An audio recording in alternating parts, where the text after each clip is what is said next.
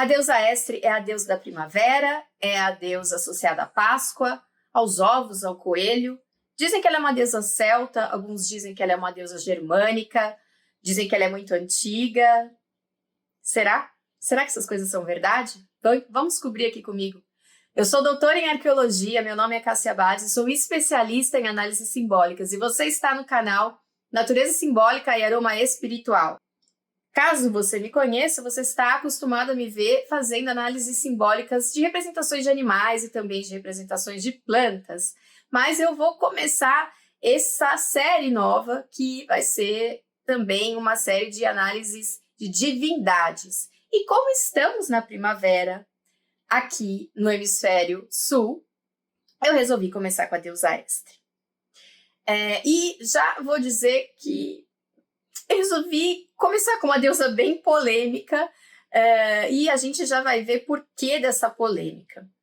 Primeiro, eu vou ler rapidinho, bem rapidinho, o que a Wikipedia diz sobre a deusa Estre. Olha só, eles dizem que Estre, Ostara, é a deusa da fertilidade, do amor e do renascimento na mitologia anglo-saxã. Será? Na mitologia nórdica e na mitologia germânica. Na primavera, lebres e ovos coloridos eram símbolos de fertilidade e da renovação a elas associados. De seus cultos pagãos originou-se o termo inglês Easter, que seria a Páscoa. E Ostern, não sei falar direito, tá? Em alemão. E foi absorvida e misturada pelas comemorações pascais cristãs. Então, aqui está dizendo que a origem da Páscoa não é cristã, que a origem da Páscoa é pagã. Eles dizem ainda aqui na Wikipedia que os antigos povos nórdicos comemoravam o festival de Estre no dia 30 de março, estão dando até data. Dizendo que ela é uma deusa, da primavera, novamente.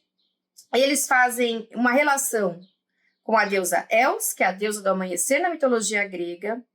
Alguns historiadores dizem que ela é uma das várias formas de Frigg, que é a esposa de Odin. Que historiadores? Fonte, zero. A gente já vai conversar sobre isso. Outros pesquisadores, que medo de ser pesquisador, e isso está escrito aqui, associam ela à deusa fenícia Astarte ou a Ishtar babilônica, que essa a gente já vai ver aqui daqui a pouquinho, tá? Devido às similaridades em seus respectivos festivais de primavera, fonte Águas de Lindóia. Bom, vamos logo ao assunto. Chega de Wikipedia. Não que a Wikipedia, gente, não seja um lugar legal para a gente iniciar as nossas pesquisas. Na Wikipedia, a gente vai ver várias coisas dessas. Depois que a gente lê essas coisas, a gente procura as fontes, porque muitas vezes na Wikipedia tem fonte. Aí a gente vai ver se essas fontes são válidas. Uma fonte para ser válida tem que ser um artigo científico. Não pode ser algo que alguém te falou, não pode ser um vídeo do TikTok, não pode ser outro vídeo que você viu no YouTube. Tem que ser um artigo científico. Então, por que eu falei será de todas essas coisas que estão aqui? Porque todas essas coisas que estão aqui não são comprovadas arqueologicamente, nem historicamente, nem cientificamente. Mas então essa deusa não existe? Calma! Calma, pode continuar amando a deusa Estre, sim. A gente só vai entender quem é ela de verdade, para parar com fake news arqueológica e fake news histórica, tá bom? E para entender quem é a deusa Estre, a gente primeiro precisa entender o que é neopaganismo. Neopaganismo, na verdade, é um termo que pode se referir a inúmeras filosofias, ideologias e até mesmo religiões que começaram a se formar como ideologia, como filosofia, mais ou menos consolidar ali no século XIX, mas se formou mesmo, tomou corpo, tomou força no século XX. Dentre essas expressões neopagãs estão, por exemplo, druidismo, neodruidismo, pessoas que se autodenominam bruxas ou bruxos, a Wicca, que eu acho que é a expressão neopagã talvez mais conhecida, é considerado uma religião, é uma das religiões mais jovens que a gente tem nesse planeta e que mais crescem. Existem muitos adeptos ao Wicca. E por que eu falei do século XIX?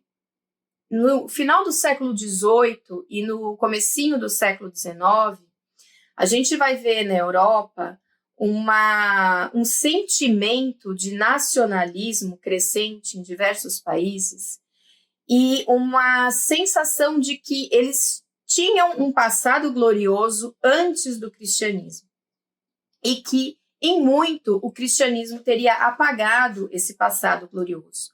Nesse passado glorioso estão as expressões gregas, romanas, celtas, nórdicas, germânicas, ou seja, de todos aqueles povos que habitavam a Europa, e que tinham suas religiões próprias, seus cultos próprios, e as pessoas elas começaram a buscar nesse passado algo de glorioso. Se você lembra da escola, quando você estudou o romantismo, por exemplo, no século XIX, você deve se lembrar que muitos autores do romantismo, eles se espelhavam na Idade Média, eles se espelhavam em mitos celtas, buscando ali algo glorioso, algo misterioso, algo que fazia deles que fazia com que eles tivessem um passado importante, um passado que existiu antes de tudo que a civilização deles era nesse momento. Então tinha essa pegada, né? Essa busca por uma identidade. Só que essa busca por uma identidade não foi assim uma coisa tão científica, vamos dizer assim, né? Claro que no caso dos poetas, no caso dos autores do romantismo, nós estamos falando de literatura e eles têm toda a licença poética e todo o direito do mundo de criar, de recriar mitos e de buscar isso, né? Essa magia que eles estavam buscando. Só que não ficou por aí. Muitas pessoas começaram a escrever sobre o passado de muitos países da Europa, da Inglaterra, da França, da Alemanha, como se elas soubessem o que elas estão falando, como se elas tivessem estudado isso, tivessem buscado na história, buscado na arqueologia, tivessem buscado fontes verdadeiras para falar o que elas estavam falando, mas não foi bem assim que aconteceu. A gente vai ver, então, principalmente na Grã-Bretanha, uma série de intelectuais, pessoas ligadas ao ocultismo, né? Pessoas que queriam fazer, então, esse revivalismo, né? Celta, bretão, escrevendo várias coisas, né? Houve muito nessa época, por exemplo, um revivalismo com o deus Pan, o deus grego Pan. O Pan, ele foi visto como uma divindade favorita nesse revivalismo, né? Buscaram, então, lá na Grécia, né? Algo que, enfim, é uma mistureba só. Mas o Pan está muito ligado à natureza, ele está muito ligado ao bucolismo, ele está muito ligado aos bosques, né? E toda essa volta desse revivalismo que o neopaganismo quer trazer é também uma volta a estados mais naturais da humanidade, né? Ou seja, estados onde nós humanos tínhamos um contato mais próximo com a natureza. Isso porque o cristianismo, ele causou uma séria separação ideológica do que é humano e do que é natural. Ele separou dicotomicamente o que era bom, o que era mal na natureza, que bicho que era bom, que bicho que era mal. Quem conhece meus vídeos me vê falando isso bastante aqui. E realmente aquelas religiões, aquelas ideologias, aquelas filosofias de contato maior com a natureza, que viam a natureza não como algo separado de si, como a religião egípcia, né? Como várias religiões na Mesopotâmia, como várias religiões dos povos celtas, ela não existia mais por causa do cristianismo, ela não se expressava mais livremente por causa do cristianismo. E aí eles buscaram isso. Além do Pan, começou-se a delinear, a criar uma ideia de que todas essas sociedades pagãs, veja o problema, nós estamos falando de muitas sociedades diferentes, tá? Que todas elas, no fundo, adorariam uma grande mãe, uma deusa que seria uma grande mãe. Aí elas poderiam adorar essa deusa de formas diferentes. Por exemplo, eles começaram a entender que as várias deusas egípcias ou que as várias deusas gregas seriam, na verdade, expressões dessa grande deusa mãe. E aí, o que aconteceu? Essa ideia dessa grande deusa, ela foi difundida por vários autores no século XIX, tá? Baseado nas vozes da cabeça deles. E calma, não me xingue, tudo vai ser lindo no final desse vídeo, eu prometo, tá? Tem fotinho da Extra aqui, ó. Linda, maravilhosa, eu vou uma Wicca, tá? Eu sou só uma arqueóloga preocupada com a verdade. Enfim, essas ideias começaram, então, a tomar forma no século XIX e elas atingiram até mesmo a arqueologia. Porque a arqueologia, ela se firmou como ciência no século XX. No século XIX, a pessoa meio que ia lá, escavava e a coisa estava começando a se formar como ciência ainda. Então, eles não tinham muito compromisso com a verdade, né? Então, o que aconteceu? Um arqueólogo, né, britânico chamado Arthur Evans, ele escavou Creta em 1901. Quando ele chegou lá, ele viu milhares de coisas diferentes, e entre essas milhares de coisas diferentes, havia muitas imagens de deusas diferentes e de deuses diferentes, mas ele achou por bem que, porque estava acontecendo tudo isso, né, no século XIX, e essa ideia era bem influente entre os intelectuais da época, que aquelas imagens eram todas representações de uma deusa só. E que todas as imagens masculinas eram todas representantes de um deus só. E aí essa ideia do casamento do deus e da deusa, que é uma ideia muito bonita, tá? E presente na Wicca, por exemplo, ela começou a tomar forma aí, só que veja, o que eu estou chamando a atenção aqui o que o Evans fez foi um achismo, tá? Isso não estava em Creta. Ele interpretou dessa forma, que é uma coisa que na arqueologia a gente não faz, pelo menos um arqueólogo sério não faz, tá?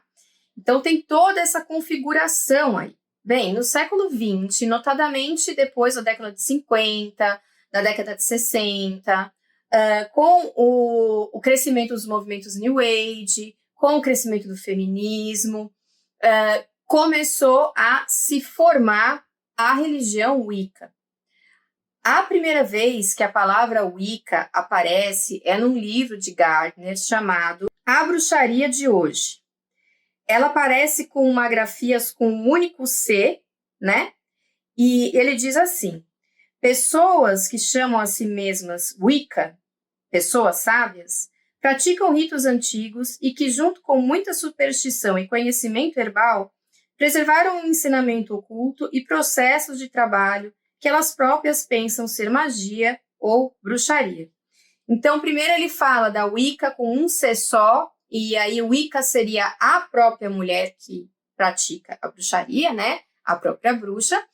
Mais tarde, em um outro livro, O Significado da Bruxaria, o Gardner vai usar a palavra Wicca com 2 Cs e vai pela primeira vez dizer que essa palavra designa oculto, a prática, certo?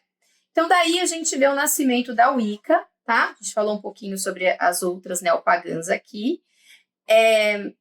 Tanto a Wicca quanto muitas das filosofias ou religiões neopagãs, elas vão comemorar a roda do ano.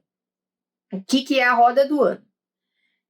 São 8 comemorações que são feitas nos solstícios e nos equinócios, que vão marcar as mudanças, né, da primavera para o verão, do outono para o inverno, ou seja, as mudanças da natureza. Então, essas comemorações são livremente baseadas em comemorações que povos da Europa, principalmente, né, embora a gente também saiba que Muitos povos ao redor do globo têm algum tipo de comemoração, celebração ou ritual para a mudança das estações, porque isso é efetivamente muito importante para a subsistência das pessoas, né? Para ver se a plantação vai ser boa ou não esse ano, etc. Então, elas são livremente baseadas nessas comemorações. Muitas dessas religiões neopagãs, a Wicca incluso, elas têm muita influência do que nós chamamos de povos celtas. Porém, a gente tem que lembrar aqui uma coisa muito importante, isso é muito importante quando a gente for falar de Estre, que sob a denominação celta estão muitos povos da Europa, povos que viviam na Grã-Bretanha, povos que viviam na França, povos que viviam até na Turquia, povos que viviam em Portugal, na Espanha. Enfim, eles têm coisas em comum, eles têm algumas coisas em comum, mas eles também têm muitas diferenças entre eles. Então, quando a gente fala celta, a gente está fazendo uma generalização imensa. E aí, quando a gente fala que tal deusa é celta, a gente começa a ter já um problema, né? Porque tudo bem falar que ela é de tradição celta, só que a gente tem que lembrar de tudo isso. Agora, será que essa tradição celta? Existe um festival da roda do ano que se chama Ostara. Ostara é celebrado na primavera. Então, portanto, ele celebra todas as características simbólicas que nos traz a primavera. O renascimento, o florescimento, a volta do calor, a volta da vida, a volta das nossas possibilidades, o que vai nascer em nós, as sementes que estão brotando, que nós plantamos e que agora na primavera estão brotando e que vão continuar brotando até o verão, ou seja, é celebrada a vida. Pois bem, para nós, a primavera aqui no hemisfério sul é em setembro, mas lá no hemisfério norte é em março, né? 20, 21 de março, o equinócio da primavera, que é quando ocorre a Ostara. E que é quando eles celebram também a Páscoa, né? E a gente também, a gente celebra a Páscoa aqui, de acordo com o calendário cristão, né? Cai em março, às vezes cai em abril. Mas aí começa a coisa doida. Muita gente fala, e você vai ver isso na internet, sem filtro nenhum, que a Páscoa, na verdade, vem de Ostara, que a Páscoa vem de celebrações antigas que outros povos faziam, que eram celebrações da primavera. Tá vendo essa listinha? Essa listinha demonstra de onde veio a palavra Páscoa. Então, você pode ver que na grande maioria das línguas, a palavra Páscoa, ela vem da palavra Pessah, que é uma palavra judaica, tá? De uma celebração judaica. E somente na Inglaterra e na Alemanha, nós temos a palavra Easter, que viria, né, dessa deusa Estre, dessa celebração de Ostara. Como eu expliquei para vocês, nas religiões neopagãs, acreditava-se que a deusa Estre era uma faceta da grande deusa. Em que, então, nesse sabá de Ostara, essa faceta da deusa era celebrada, essa festa teria dado origem à Páscoa, e essa festa seria, ou esse sabá, essa celebração, seria antiquíssima, que teria raízes na Mesopotâmia. Ai, arqueólogo sofre. E que seria onde uma festa em honra a Ishtar teria sido feita na primavera, e que Ishtar teria tudo a ver então com a Páscoa, com o ovo, com o coelho. Tenho uma triste notícia para dar para vocês, que quem inventou literalmente esta história de que Estre tem a ver com Ishtar e de que Ishtar tem a ver com a Páscoa foi um senhor, um ministro da igreja, que se chama Alexander Hislop. Ele publicou isso em 1853.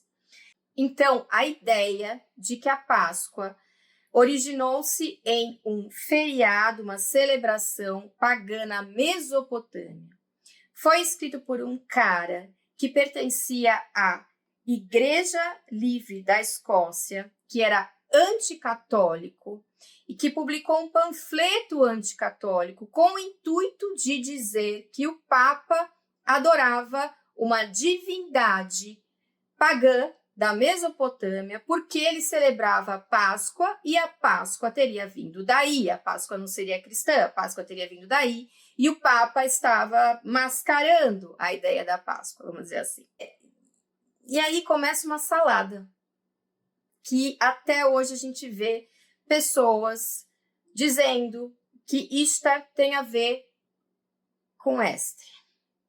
E aí a gente vê na internet, em 2013, essas aberrações falando que a Páscoa vem da deusa Ishtar, aí colocando inclusive imagens de deusas da Mesoamérica, ou seja, do México. Essa imagem que você está vendo aí, que foi colocada em uma publicação na internet falando que a Páscoa vinha da deusa Ishtar e que a deusa Ishtar era associada ao coelho, é uma imagem de uma deusa maia, da deusa maia da lua.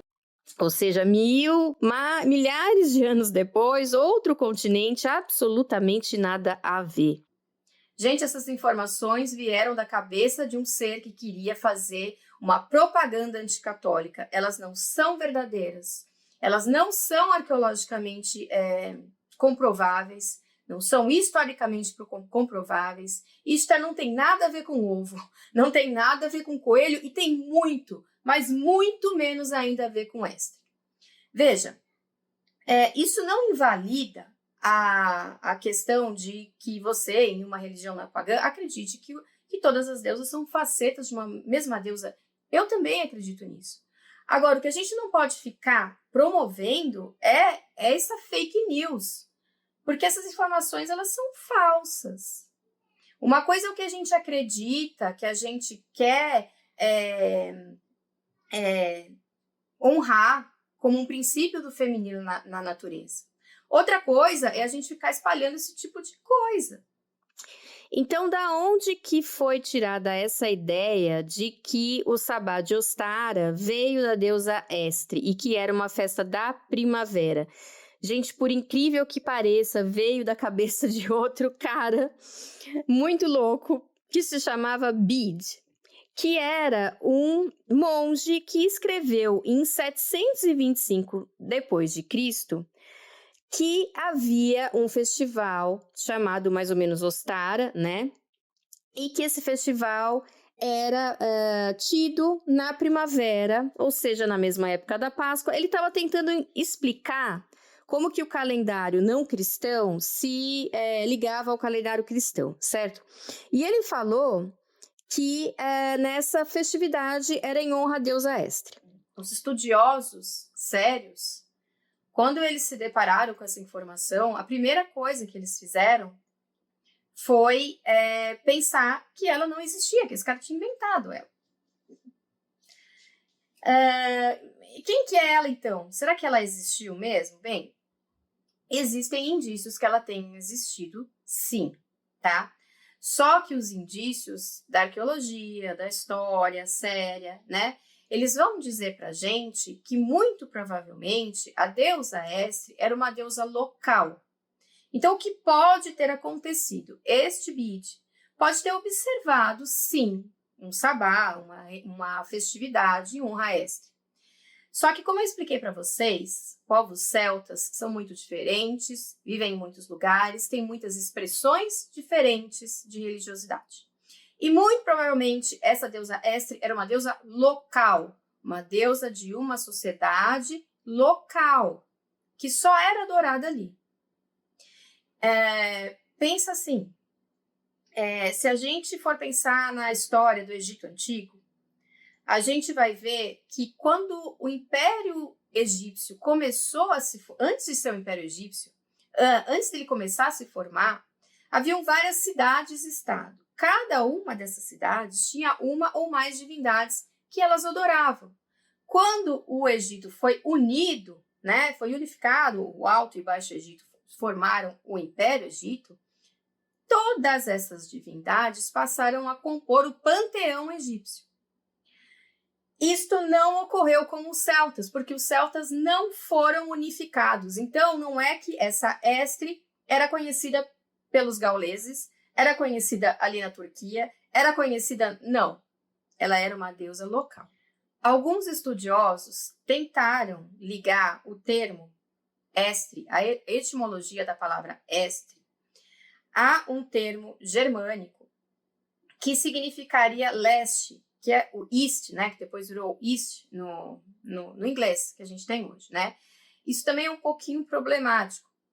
Quando eles fizeram isso, eles tentaram ligar a palavra estre a uma série de deusas indo-europeias que teriam um nome parecido e talvez também uma expressão arquetípica parecida de fertilidade, da primavera, por exemplo. A gente tem, então, essa ideia de que a deusa Estre era associada a essas deusas germânicas, sendo endossada por um estudioso que se chama Jacob Green, em 1835. Então, ele tentou fazer essa etimologia, ele tentou fazer essa associação.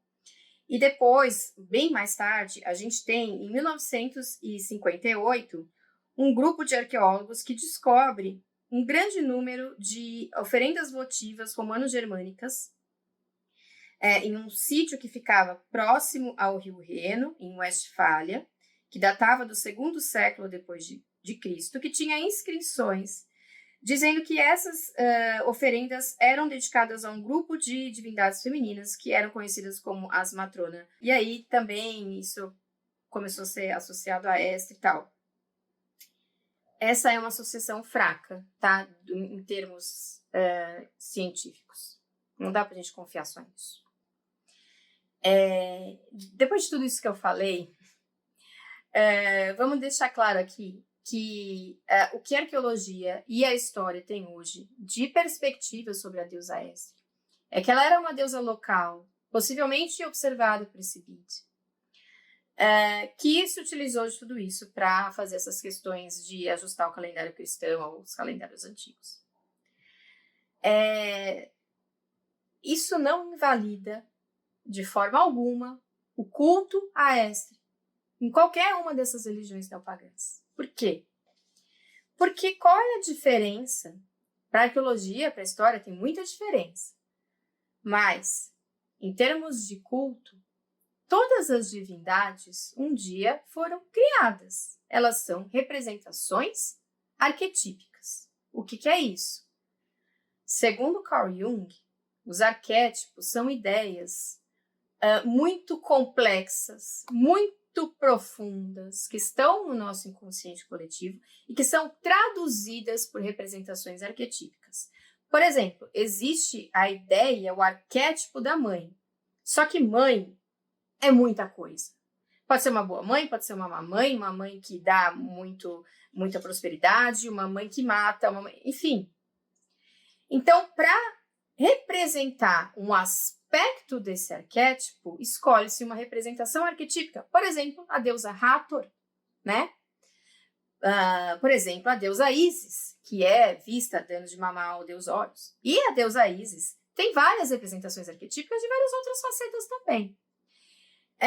Então, se nós, ou as pessoas que seguem religiões neopagãs, ideologias neopagãs, acreditam em uma grande deusa, e que essa deusa está sendo representada em muitas deusas, muitas representações arquetípicas, não faz diferença se a deusa Estre era realmente uma deusa antiga, ou se ela foi criada no século 700, aí pouco, eu já esqueci até a data, por esse monge.